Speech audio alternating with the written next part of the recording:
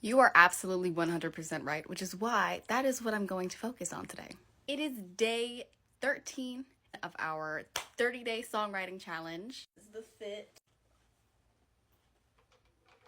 Since I'm not as inspired as I have been in the past few weeks, I'm going to double down on the technicality of song making rather than the emotion. So I am going to sit down and kind of figure this EQ thing out to the best of my ability. So I'm looking for a balance of having enough instruments that I can really experiment with EQ and balancing the different sounds within a mix, and also not spending too much time doing that. So, interesting update. I think I'm making like a hip-hop song. I finagled a little chord progression. When I was hearing it over and over again, I was like, oh, this is giving trap. I've been really loving that song Kalani by Jordan, last name I can't pronounce. So I think I'm gonna make something that kind of sounds similar to that. A song like that is more for the music and the vibes rather than the actual lyrics. So I'm probably just gonna put a little something together and just repeat that over and over again. Let's get into production. Now, if you've seen my song making videos before, you may be like, why are we starting here? There's a very good explanation for that I will tell you later. So let's start off with the top of the track, the piano chords. This was the first sound I implemented into the track. I used the stamp feature in that little top left menu, and I selected fifth, which is how I got those first two notes that are stacked. And then I did fifth and ninth, which is how I got the other two chords. And I just played around with them until I got something that I like the sound of. And it was these chords that I built the whole song on top of. This was the first thing I did. Then on to my little loop melody here in the pink.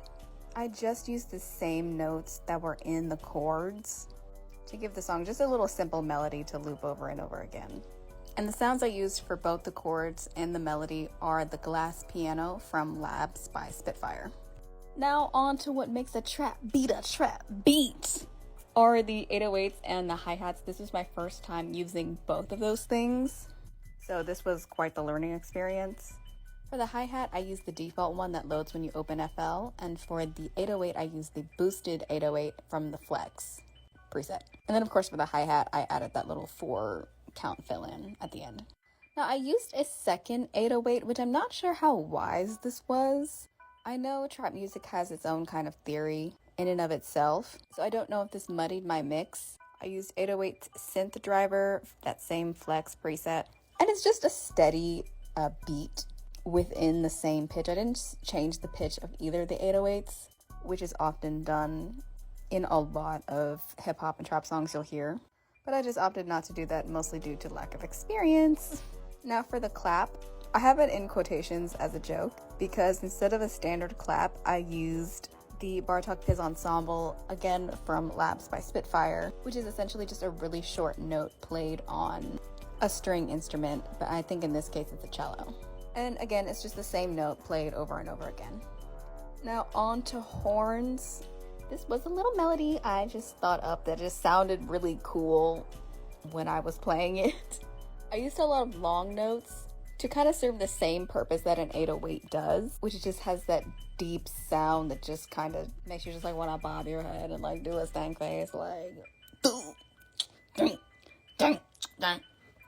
I utilized the same technique that I did the other day, which is to use long notes and spiccato notes from the same preset. I used the BBC Symphony Orchestra. Again, just to make it sound like it would be played in real life. It wouldn't just be long notes over and over. It would be long and short notes. And I even layered some of the short notes over on the top of the long notes at the very beginning to make sure it had a lot of attack.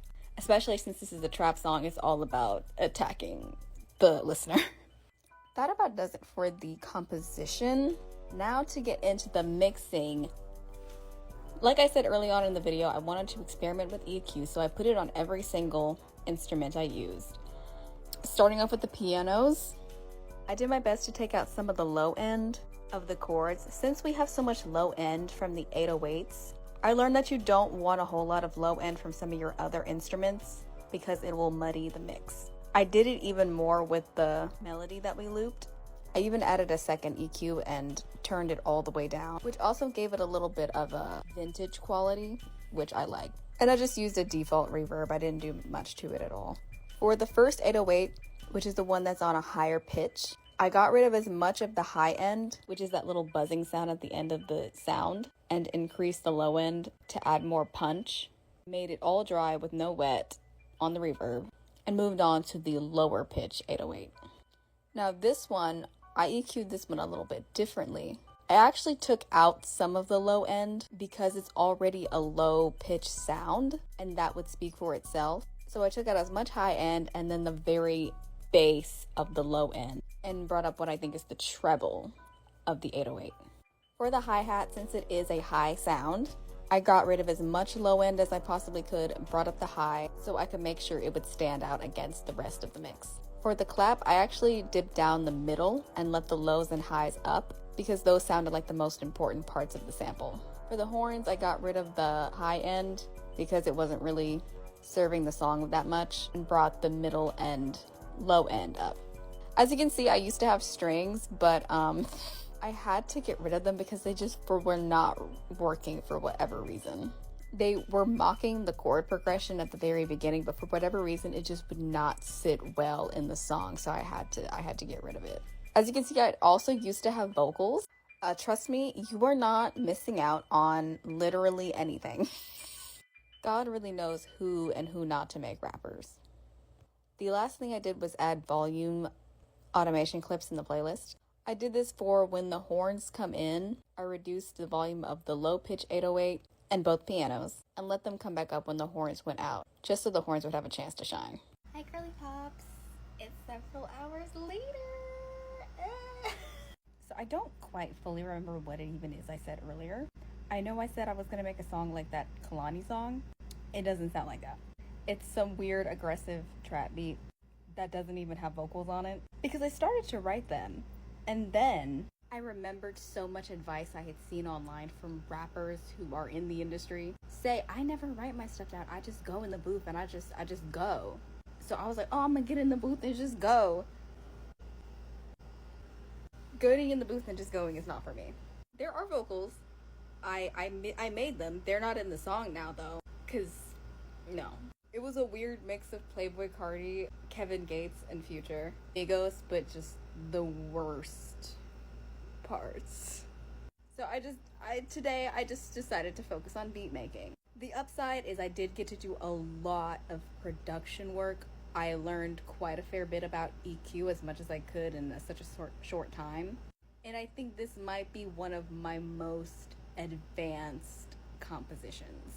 I utilized a lot of the new techniques that I've learned over just even the past week.